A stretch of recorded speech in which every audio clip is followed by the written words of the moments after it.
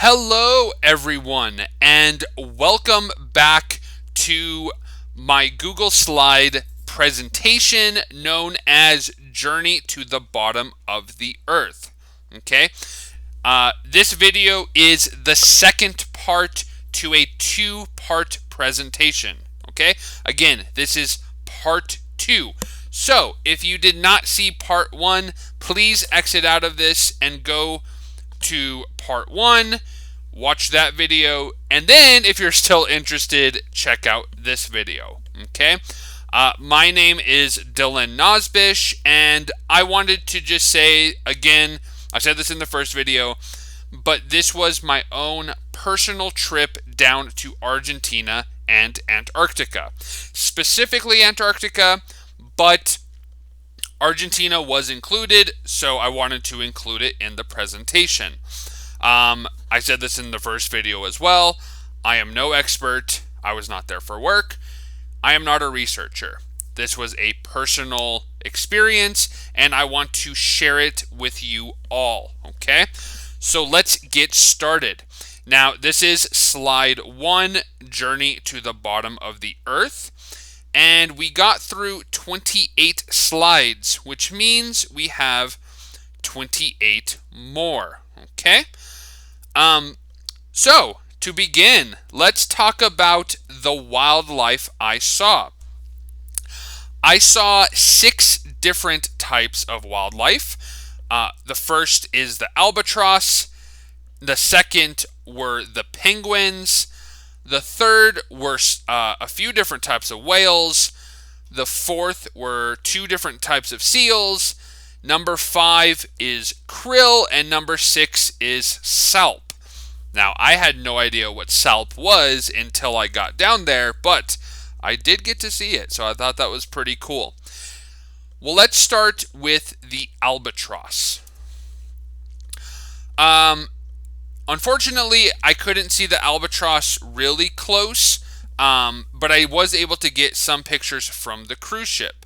So right here you have the albatross over here and the albatross over here.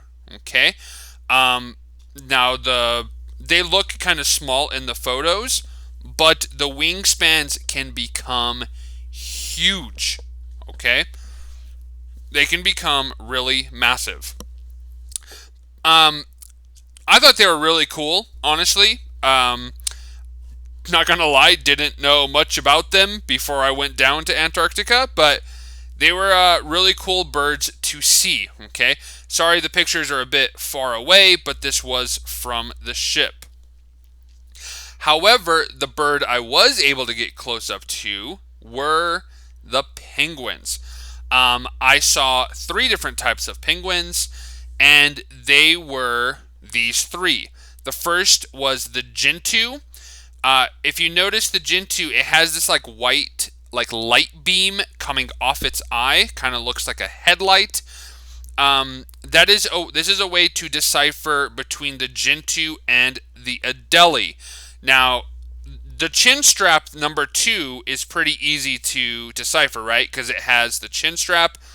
But the adelie and the gentoo look pretty similar. So when you look at the eyes, gentoos have the light beam. Adelies do not have the light beam, okay?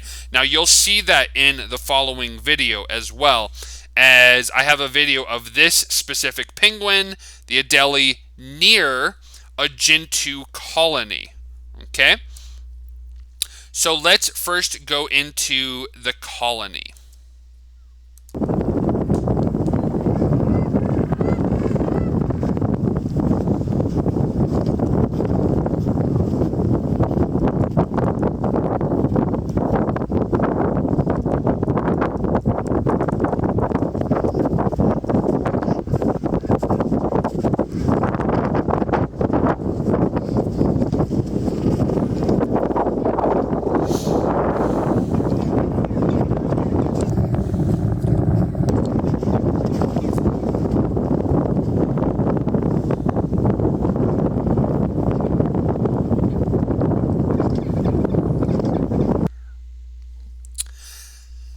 Again, if you noticed, most of these penguins like on the rocks, they were gentoos, but the one close up to me was an Adelie.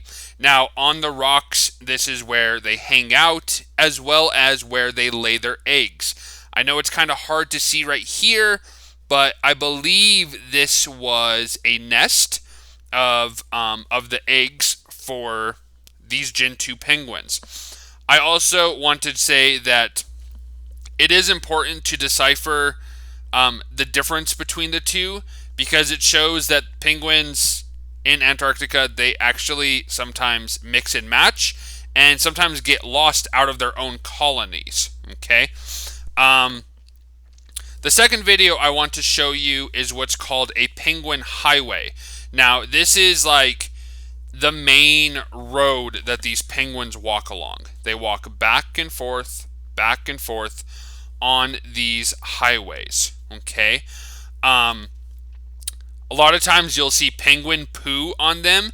It's because they literally just walk, poop, and then continue to walk. Right?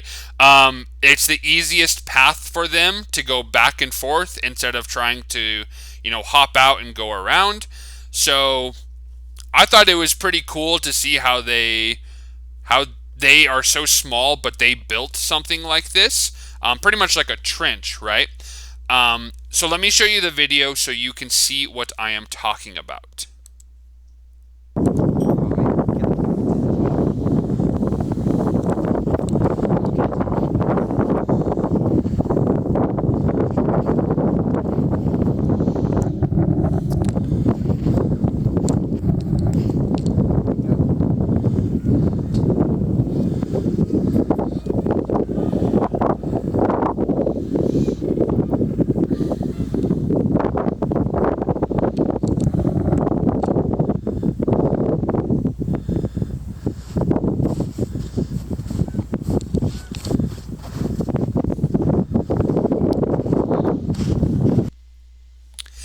I'm going to show this video again.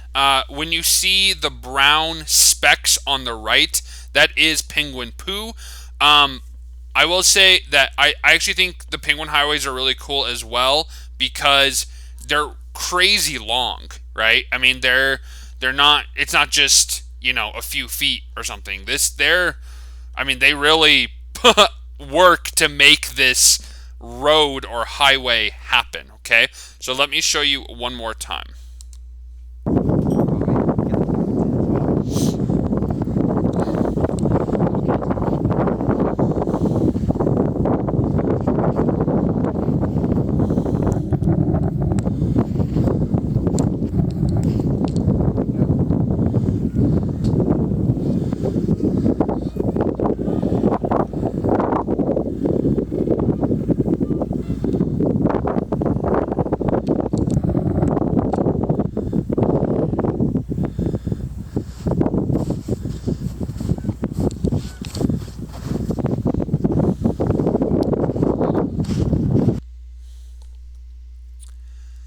Really awesome.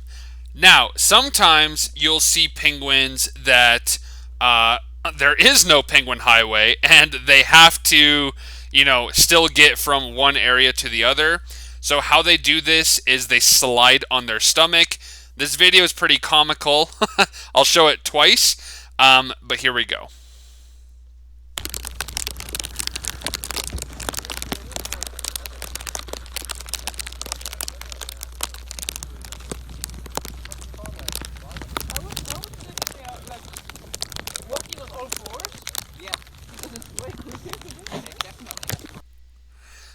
Kind of looks like me every morning getting ready for work, just not even wanting to go to work. Just kidding. No, let me show you one more time. Like I said, if they don't have the highway, this is how they get from one side to the other, okay?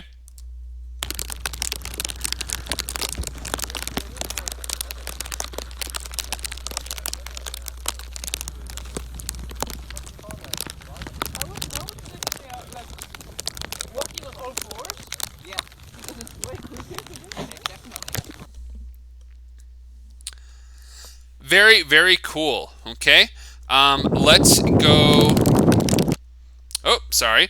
Let me get back into slideshow mode. Okay. The third animal we saw were whales.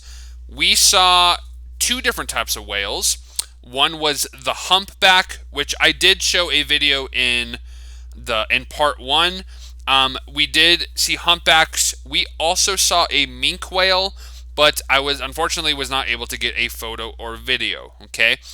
Again, these pictures are kind of far, but you can see the fins out of the water as they dive down to search for food. Okay. Now, when a whale jumps out of the water, okay, that's different than when they dive down. When they jump out of the water, that is called breaching. Okay. I was able to get a video of breaching, so let me show you. Oh, there's the blow.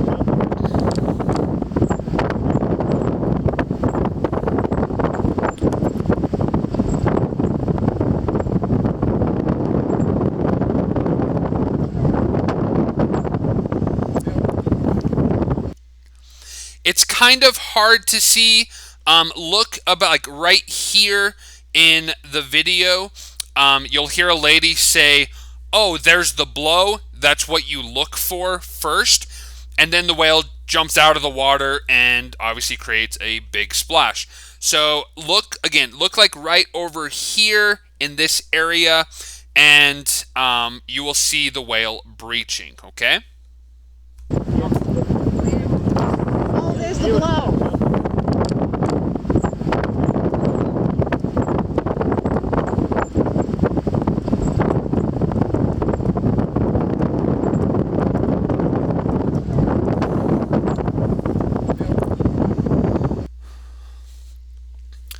Really awesome to see, and I am glad I got that on video.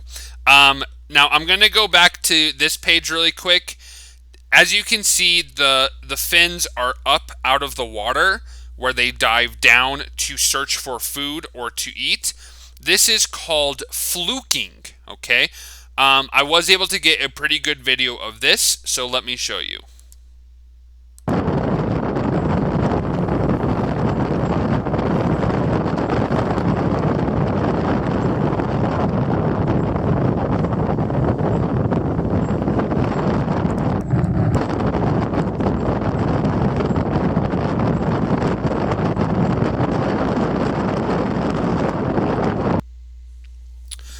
Let me show you one more time. I know this video is easy to see, but just for enjoyment, let's watch it again.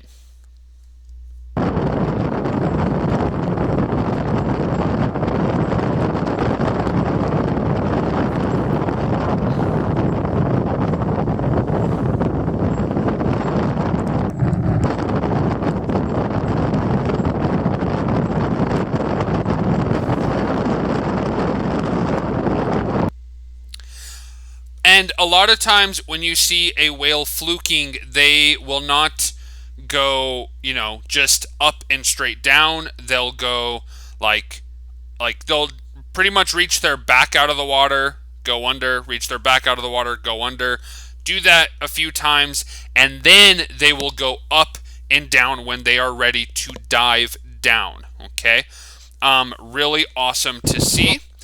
And let's go on to the next. Oh, excuse me. Sorry. Just give me a moment. Okay, yeah. So again, I said we saw minke whales. Unfortunately, this was not my photo. That would have been awesome if this was my photo. We did get to see one when we were kayaking, but I think I was pretty far away when I saw it. Maybe some of the other kayakers got it, but unfortunately, I was not able to.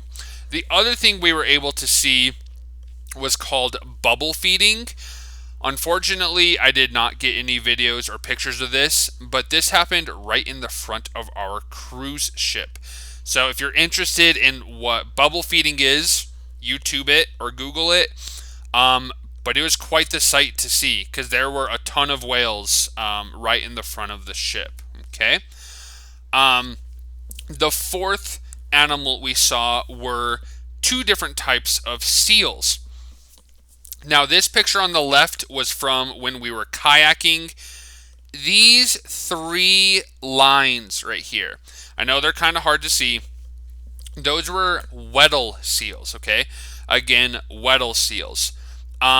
We did see a few more seals, but when you're kayaking and you go by them, sometimes it's hard to get your phone out or your camera to take a photo of them, especially in a kayak, right? You don't want to drop it in the ocean, okay? So this was the best photo I got. I do apologize, it's very far away, okay? The second seal we saw was a baby elephant seal. Now, if you don't know what an elephant seal is, those are the ones with like the huge snouts. I don't know if it's like a nose or a mouth or both, but they're just boom, right on their face, right? Kind of look like Squidward from SpongeBob. No, but baby elephant. This baby elephant seal was on Deception Island. Deception Island was mentioned in part 1 of this presentation, and while we were on Deception Island, got to see some birds, some penguins, and this guy, this baby elephant seal. And as you can see, he is just enjoying his life on this warm black sand, okay? Right here, just snoozing. This one just scratching his stomach. Right here, looking up and then letting out a big yawn in number 4. Now, that to me looked like he was living the life, okay? He, she, I'm not really sure. We're just going to go with a he, okay? Now, the last two animals we saw were krill and salp. Of course, if you've seen Finding Nemo, you know krill are the ones that run away from the whale and they yell, "Swim away!" Right? So we were able to see krill and we were able to see salp. Salp is very small and it feeds off photoplankton. Krill is the main food source in Antarctica. Okay, whales, penguins, seals, pretty much all animals eat krill. Okay. The next thing I want to touch on is some photos of landscape and ice. Now, when you do a trip down to Antarctica, of course the wildlife is great. Of course the experience is great. And stepping foot on the land is great. But being able to see environment like this it's really breathtaking. Pictures don't really do justice, but it's unbelievable how pristine this land is. Okay, so here's a picture of the mountain. It kind of looks like an Oreo cake, but just beautiful. With this picture, I wanted to point out the underside of the ice, that light blue that shines through. Just very, very spectacular. Okay. I mentioned this in part 1. Sometimes these glaciers create arches, right? This one's a single arch, and this one is a double arch. This picture in the middle, okay? It's really cool to see because this ice just forms that way itself, right? Through wind erosion and temperature change and all that stuff. So being able to get photos of it and being able to be so close to this because is really mesmerizing. Because these specific glaciers might not be there anymore because weather changes every single second, right? This one on the right was one of my favorite ice sculptures because the arches were awesome. Don't get me wrong. They're beautiful. But this one just had this dark blue line going across it. And it was like splitting, but it still showed how strong it was at the same time. Okay. I showed this ice graveyard in part 1, but this was also really cool because this was kind of like a little channel or river. And again, the underside of that ice, that light blue, next to some growler ice, just awesome to see. Okay, over here we had some. This is actually on the other side of this. This is like on the right, and then this is actually over here on the left. Okay, so you see the growler ice, and up here there's like a flagpole. Somebody has actually landed here. I forget the story, but somebody did land on this island. Okay. Again, this was the ice graveyard. And over here you can see a bird flying out here in the middle of nowhere. Okay. All right. So let's look at the photos.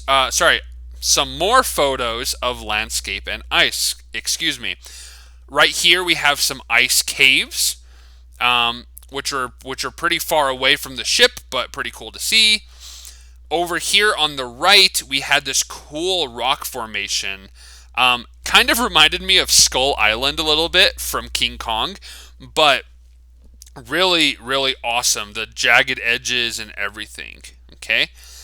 And then right here, I thought this was really cool. We had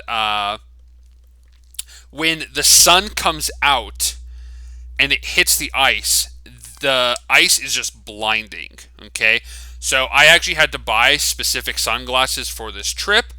I think they were like $50 or $60. But being able to see the ice like this was amazing. Because over here you can see it's kind of dark, and I wouldn't say gray, but it's darker. This was like blinding. Okay. Now, I did mention when we camped, I mentioned this in part 1, I was able to see a glacier break off and fall into the ocean. Now, from the camping site, I was not able to get video of it, but I was able to get a video on the cruise ship. So pretty much what happens is you're standing there, and then you just hear this, right? And then all of a sudden you look, and this big piece of ice just falls off the glacier into the ocean and creates a huge splash. Okay, so we're gonna watch 2 videos of this happening. Now, the actual term for it is called calving or ice calving. Now, I put that in parentheses because I don't want you to get confused with calving like with cows. Okay, this is ice calving, and it's when a chunk of a glacier's edge breaks off. Okay. Now, both these videos, this is the same glacier. One is one is of it happening, and the second is the side effect or the after effect. Okay, so let me show you this video first.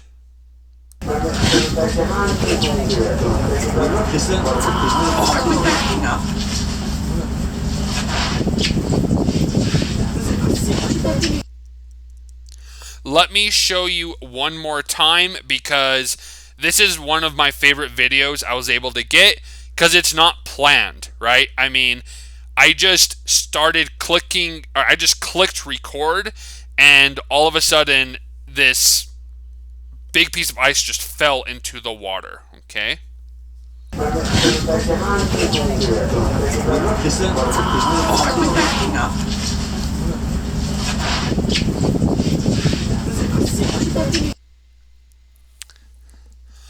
Okay.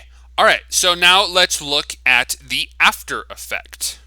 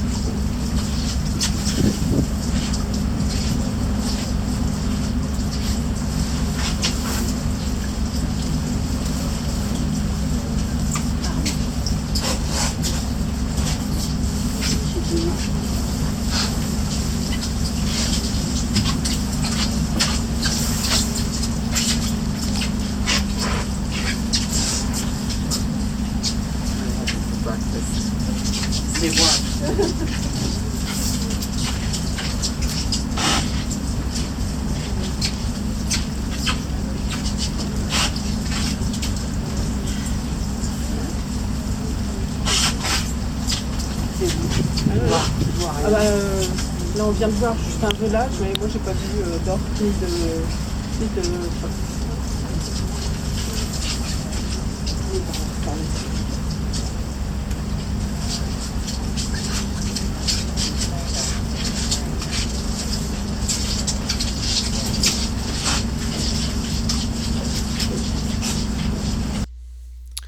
Let me show you that video one last time, okay? I want you to really see, especially this part. You can see the glacier rising really high out of the water and then really slow back in. Pretty much the splash of the ice that fell in the water created the rest of it to lift up and then drop right back down, okay? So let me show you.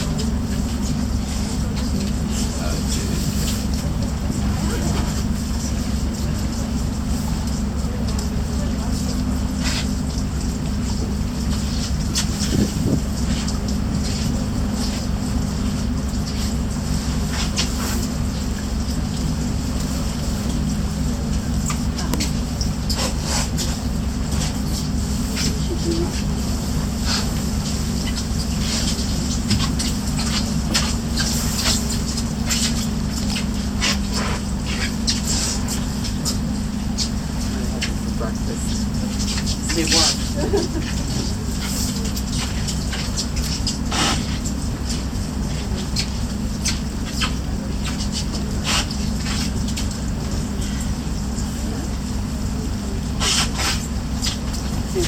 Ah bah, là, on vient de voir juste un velage, mais moi, j'ai pas vu d'orque ni de phoque.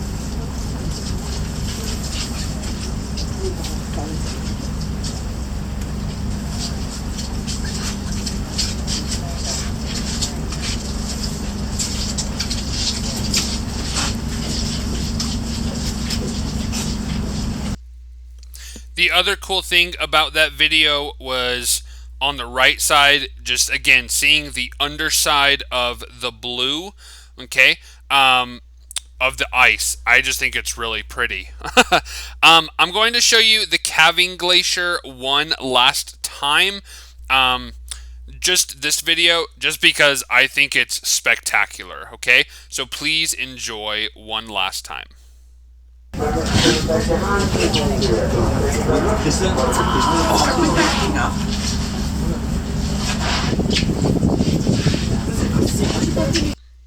That was kind of hard to see because I had to make it full screen. I promise this is the last time, okay? Here we go.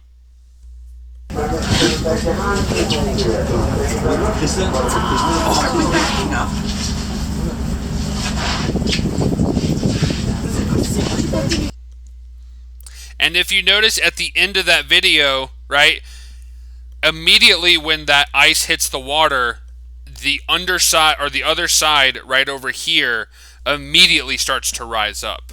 Just wild, okay? I apologize, I'm nerding out about that, but being able to have video of that is really awesome, okay? Okay, so let me, I'm going to jump back into slideshow mode, okay? I wanted to just say that the trip was amazing, of course, right? The kayaking, the camping, the landings, the calving, the wildlife, all that stuff. Now, what do you do on the ship when you're not doing that stuff? Okay. In part one, I did show the lecture or the lounge area as well as the bar, but I wanted to actually get into some type of detail about this. So there's several things that happens on an expedition cruise ship. Okay. First, the crew gives some lectures. Like you can see this one, Antarctica Discovery and Learning, the 4th of January to the 14th of January 2023. This lecture was Cetaceans of Antarctica, which are whales, etc. Um, this lecture, if you can see this guy and this girl, they're holding this string, right? That with these little markers on it, pretty much they're showing how big a wingspan an albatross can get. Pretty much like from birth to young age, a little older, little older, little older, blah blah blah, all the way into adulthood. So, like I was saying earlier, the wingspan of an albatross can be massive. Okay. This was our captain, and he was able to show us some lectures as well. He did some lectures about paintings, which I thought was pretty cool. This one's kind of hard to see, but this was a painting. And then this one was he did a whole lecture on whale paintings. So I don't know the artist's name, but if you know the famous Japanese painting that kind of looks like puzzle pieces, that was in his presentation. This was a really cool painting because it's showing, you know, how big a whale can be to humans, but the humans probably trying to harpoon it to get oil, right? Um, and then another lecture they showed us was about how the wildlife eats plastic. In the first part of this presentation, I did talk about that the cruise ships fall under the IAATO. I don't remember the meaning off the top of my head, but pretty much what this means is they want to keep Antarctica as pristine as possible, okay? So when you go on the land or go on excursions, you pretty much have to have all your gear you're taking with you clean. No lint, no dirt, vacuumed out as clean as possible. So they did want to show us that wildlife still eats plastic, unfortunately, and it does cause injuries and death to these beautiful creatures. The dive team also gave us lectures, which I thought was pretty cool, from their dives down in Antarctica, their own personal dives. So this person is seeing this octopus, which is a great photo, right? And then these two divers, are seeing the underside of a glacier. Okay, these were probably the best two photos I got from their lectures, but I'm sure they saw some amazing, amazing things. Okay. The other thing you can do while on the cruise ship is having leisure time outside. Okay. I really love this photo in the top left because this lady she's just taking in the moment of Antarctica. You can see her hands are in her pockets. She doesn't have a camera. She doesn't have a phone. She doesn't have anything. She is just looking out and just enjoying the land. Okay? And then you have this guy who is taking a photo, and he has probably a very expensive camera and camera lens. Okay, so I thought this was really cool because it showed two different types of travelers. Now I know this wasn't like on purpose, but they pretty much like she's just taking in everything and he's taking photos to remember it later on. Okay, I just was really happy to get a shot like this. The other thing you can do is take photos of your friends, okay, or family, because of course they want to be in their photos just as much as you want to be in your photos. So I got to take a photo of this very nice couple, who I'm still friends with today, and they were able to take a photo of me and this man from Norway who was really awesome as well. So again, just different things you can do while on the ship, okay? You also have leisure time inside, okay? So here I am in my own porthole room with my roommate from the Netherlands. So us just relaxing, talking, pretty much just enjoying being there. The other thing you can do is eat breakfast, lunch, and dinner together, which you can see right here with a lot of my new friends. And also just talk, laugh, enjoy each other's company. The last thing is, of course, be up in the lounge area and the bar area. So with all these people, still friends with a lot of them today, be able to be up there and eat and drink and enjoy each other's company, laugh, play games, play cards, whatever. Okay. This was really awesome as well because our phones didn't work, right? We didn't have internet service. And actually getting to know each other, actually creating those bonds, actually creating those friendships, I personally thought was very meaningful. Yes, we had our phones for photos and videos, but not being able to get on the internet, social media, checking emails, work emails, all that stuff, it was fine just to be away from it all. Okay? So, in the first part of the video, or in part one, I did show a video going across the Drake Passage from Argentina down to Antarctica, and the waters weren't that crazy, but going back from Antarctica to Argentina, I think the waters were pretty intense.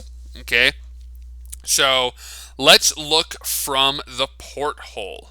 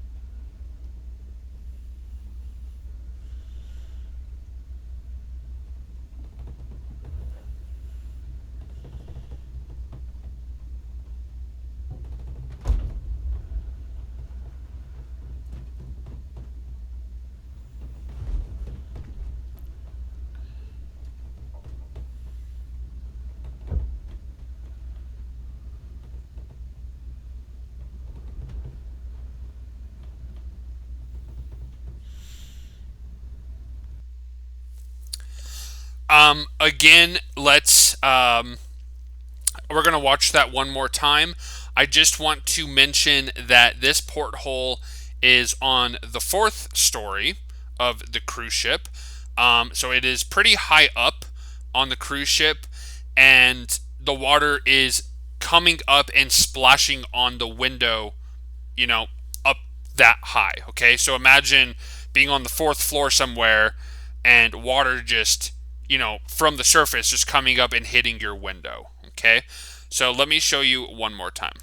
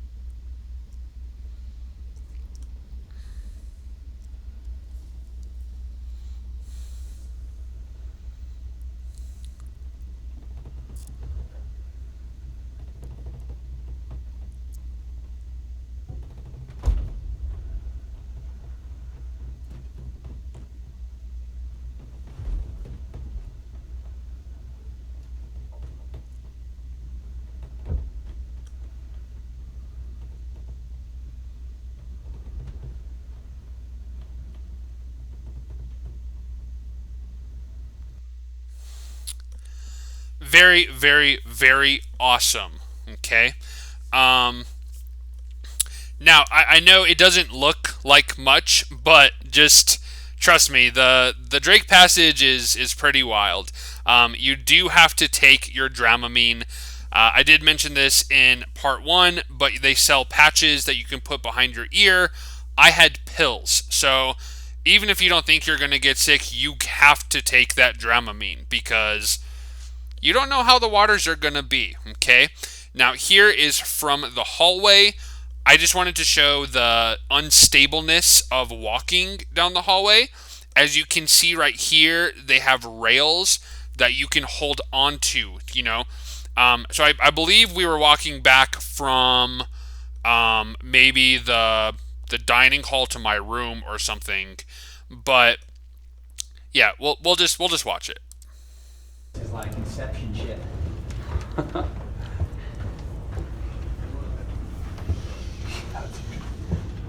Whoa!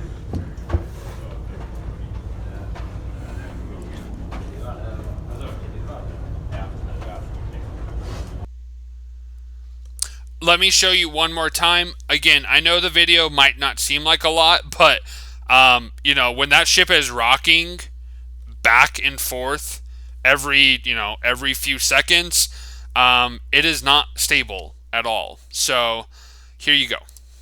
It's like Inception shit.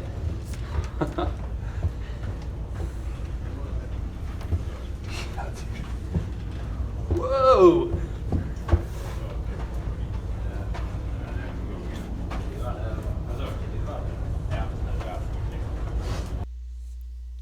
Okay. And the last one I want to show you this is from the dining hall, which is on the 4th floor.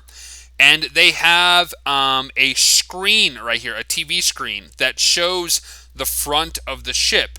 Now, you can see the water coming up and over the ship onto it, whenever it rocked downwards. Okay. What they'll do too is if the waters or the winds are really intense, they will block off going outside. Okay. There was a small smoking area, but I mean it was like literally, I don't know, just a few square feet. Okay. If the waters or the winds are too intense, they don't want anybody out on the decks. So they are very careful about this, and of course they want everybody to be safe. But they do want to show you too that the waters are pretty intense. So let's check out this video. Yeah, they don't even want to put English on their signs. They refuse to acknowledge anything, and it's just like, yeah. I don't know. Yeah. And I'm just like, you see how like other people come here from like different all around the world, and they also. Let me show you one more time. You could see the first splash was pretty moderate, but the second splash especially was coming up and over. Okay. Yeah, they don't even want to put English on their signs. They refuse to acknowledge anything, and it's just like, yeah. I don't know. Yeah. And I'm just like, you see how like other people come here from like different all around the world, and they also. Now, again, I know it doesn't look like much. You might think, oh, that's not too bad. You have to remember that you are going across the Drake Passage for 3 days, okay? So you're dealing with this for, 72 hours? So it's no joke. I mean, really awesome experience to be able to go across it and go back, but it was pretty intense, okay? Now, from the Drake Passage, let me get back into slideshow mode. So after leaving Antarctica, the crew will give you a photo or a pretty much a piece of paper, I guess not really a photo, of everything that we did as well as the route we took, okay? So if you look right here, Sea days, that just means, the Drake Passage. Orne Harbor, Orne Islands, that's where we camped. Cooverville Island, Danko Island. Feeding whales, I mentioned that earlier, the bubble feeding. Port Charcot and Booth Island, Yawler Island, Foyne Harbor, Whalers Bay / Deception Island, and Sea Days again, going back across the Drake Passage. Now, this doesn't include the camping and the kayaking as well, but this was pretty much the outline of where we were and what we did. The other thing, too, I want to say is that I did mention that everything's based off weather and ice. A cruise ship cannot linger in the same spot. Pretty much, they have a time period to get to that spot, to try and do their excursion, and then they have to move on to the next spot because a following cruise ship has reservations for that spot. Okay, that's just important to say because it's not like we could just hang out down in one area for, a certain amount of time until the weather was good. Pretty much you go spot to spot to spot to spot to spot until your trip finishes, and you hope for the best for weather and ice to do everything that you planned, okay? So right here, we'll just follow the arrows. You can see we came down, and then we started, we came back up, went right here, came back up, got to Deception Island right here, and then we were supposed to do Half Moon Island. I think that's one of the ones that got canceled on us. 3 got canceled, but I believe it was Half Moon Island, Orn Island the first time, besides the camping, and I forget the third one. But that was our route, okay? Now, Antarctica was complete. What an amazing journey down there, okay? So we got back to Ushuaia, and I pretty much had a full day to kill. We got back early in the morning, and I pretty much had a full day to kill. So I checked into my hotel that was up in the mountains. A different hotel than when I stayed in the first time, but pretty much, we made it. Yeah. So I had a full day to kill. Excuse me, I'm so excited about this. We had a full day to kill, and so I just explored Ushuaia a bit more. Okay. I like these 2 photos a lot, this one and this one, because of course they're playing the famous sport of football or soccer. Okay. If you look right here where the cross is, these 2 kids, they were using this as a soccer goal, which was pretty cool. One kid was the goalie, the other kid was the shooter, but they used whatever worked. It was really awesome. I did mention this in part 1, but Ushuaia is famous for crab. So here you can see this lady pretty much working with the crab tank, and this menu called La Cantina de Freddy, again, La Cantina de Freddy, was the last restaurant where I ate in Ushuaia. Okay, so before that, I went to the hotel and I'm sorry, not before that. I am sorry. This was okay. I did eat here at La Cantina de Freddy. I had a photo with the group of people I ate with, and I thought that was on the presentation, but I was mistaken, so I do apologize. But pretty much, a lot of the people I met on the ship, we all met up at this restaurant and had one final meal. Okay. After the meal, I went back to my hotel up in the mountains, and I had hot tub views of the city. Okay. Amazing view. A little too windy, but amazing view of the city, and of course, who doesn't like just hanging out in a hot tub and enjoying life? Okay. The other thing was I got home, not home, the next morning, I woke up and I took a photo of Ushuaia one last time, just so you can see again the nighttime and the daytime. Okay. Then from Ushuaia, I went back up to Buenos Aires, or Buenos Aires, however you want to say it. And this was my last time at the airport before heading home. I mentioned this in part 1, but Diego Maradona is super famous in Argentina as a soccer player. They just won the World Cup, and they have a statue of him inside the international airport. And of course, I had to end with trying 2 of the most famous delicacies in Argentina: alfajores de dulce de leche, right here, and empanadas. Okay. First, alfajores de dulce de leche was delicious, but I am going to say, if you buy it, buy the small cookie, not the big one, because the big one, it's just a little too bready, it crumbles a lot, and it's a lot to eat. The small one was like the perfect amount. The empanadas were also the perfect amount, okay? Well, I don't know if I should say the perfect amount, but they hit the spot.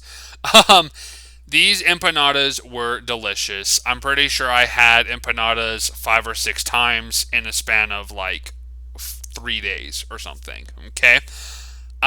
So after Buenos Aires, I flew back to Dallas, Texas, flew from Dallas to El Paso, and then drove home from El Paso to Las Cruces, New Mexico, where I am from, okay? Well, I didn't drive. My parents picked me up, but it was still a very long journey and very worth it. So, some last minute facts before we close everything out. The first is, in order to see the emperor penguins, you would have to take a helicopter tour more inland to Antarctica. Okay, so what they do is, on those cruise ships, they'll have helicopters on the actual ship. When you get down to Antarctica, you hop in the helicopter, you fly inland. They land about maybe a mile and a half away from the colony so they don't disturb it. And then you hike that certain amount of time to get to these penguins. Okay? And so I was not able to see any emperor penguins. Again, I only saw the Gentoo, the chinstrap, and the Adelie. But if you want to see them, be aware that they are more inland in Antarctica. Okay? The captain of the ship actually showed us some videos of them doing the helicopter tour, and it looks phenomenal. Okay? The second fact is, krill is the main food source. Okay? Now, krill is, good for pretty much all the animals down there. Penguins, whales, seals, probably the albatross, you name it. Okay? Yeah, I mean, that's pretty straightforward. Krill is the main food source in Antarctica. And the last fact I want to touch on is polar bears do not live in Antarctica. Okay? So here's me and here's my father. Now, what's funny about this photo is this polar bear statue was inside the El Paso airport on my way to start my trip. So, of course, had to take a photo with it. There's a big misconception that polar bears live in Antarctica. No. They live up north in the Arctic. Okay? So, again, polar bears do not live in Antarctica. Okay? This last photo is my favorite photo out of anything. Me and my new friend, I'm in the front of this kayak. As you can see, both our paddles are just at bay, very still, and we're just looking at the massive land of Antarctica. I mean, it's just a mesmerizing photo, okay?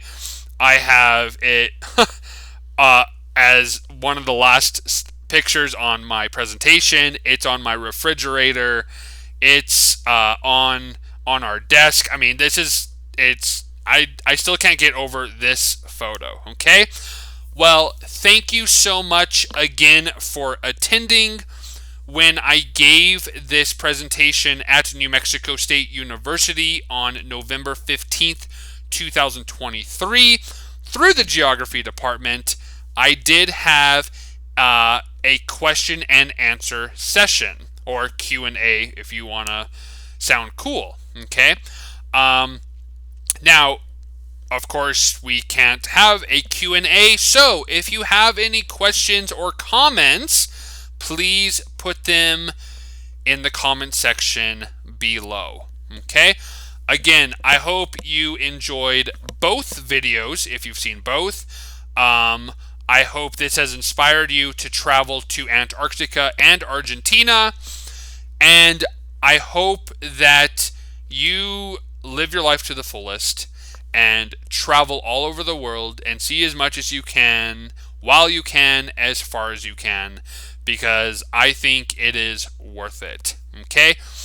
Again, my name is Dylan Nosbish, and thank you and bon voyage. Okay? Take care. Bye-bye.